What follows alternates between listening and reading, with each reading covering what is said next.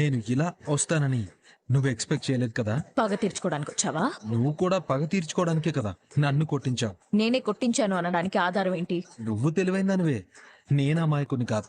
ఏం చేస్తావ్? నువ్వు రోడ్డు మీద లిఫ్ట్ ఇవ్వకుండా ఉండుంటే కథ ఇక్కడి వరకు వచ్చేది కాదు. నువ్వు మహా అయితే నేను కొట్టించానని మా తాతతో చెప్తావు. అంతకు మించి ఏం చేయలేవు కదా. ఒడ్డున నిలబడి సముద్రం ఎంతో లోతుండదు అనుకుంటే ఎలా మేడం? మీరు కోపంతో సముద్రం మీదకి రాళ్లు విసురుతున్నారు. నేనింకా అలలు విసరడం మొదలు పెట్టలేదు. ఇప్పుడు మొదలు పెడతానంటావా? తట్టుకోవడానికి సిద్ధంగా ఉండమంటున్నాను. విత్ ఇన్ 2 days లో నిన్ను ఆఫీస్ నుంచి పారిపోయేలా చేస్తాను. మీ పతనం మొదలైంది. నన్ను తట్టుకుని దీపని గెలిపించడం అంటే నీ వల్ల కాదు.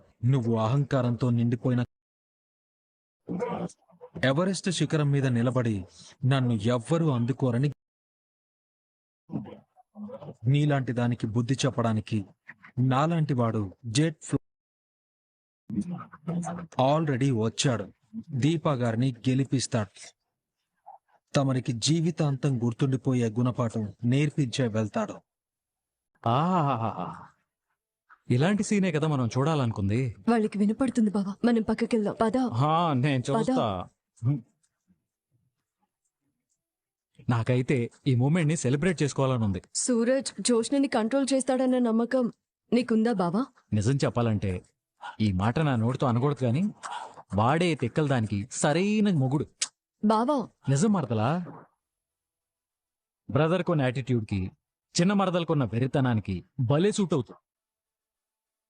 ఇద్దరిని ఒకే ఫ్రేమ్ లో చూస్తే టామ్ అండ్ జెర్రీ కార్టూన్ చూసినట్టే ఉంటుంది. సూరజ్ మంచివాడు బావా. మంచి ఇప్పుడు నా శత్రువులంతా ఏకమైపోయి నా మీద దాడి చేయబోతున్నారని చిన్న మరదలు గుండెలు బాదుకుంటాం చూడు. దాన్ని తాట తీయాలి బావా, లేదంటే సూరజ్నే కొట్టిస్తుందా? చిన్న మరదల తాట మనం తీయటం కాదు, సూరజ్జే తీస్తాడు. మేమెంత జోష్నకి ఎదురు తిరిగి పోరాడినా మా ఇద్దరిని కాపాడాల్సింది నువ్వే బావా. ఎందుకు?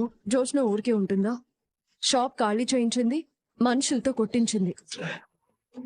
ఇదంతా సూరజ్ బయట ఉన్నప్పుడే చేసింది. అలాంటిది ఇప్పుడు తన ఆఫీస్లోకి వచ్చి తన ఎదురుగా నిలబడి తనకే వార్నింగ్ ఇస్తుంటే ఎందుకు ఊరుకుంటుంది? జరిగేది మనకి ఫేవర్ గా ఉంది కదా అని మనం రిలాక్స్ అయితే మన మీద గెలవడానికి జోస్న ఏదైనా చేస్తుంది.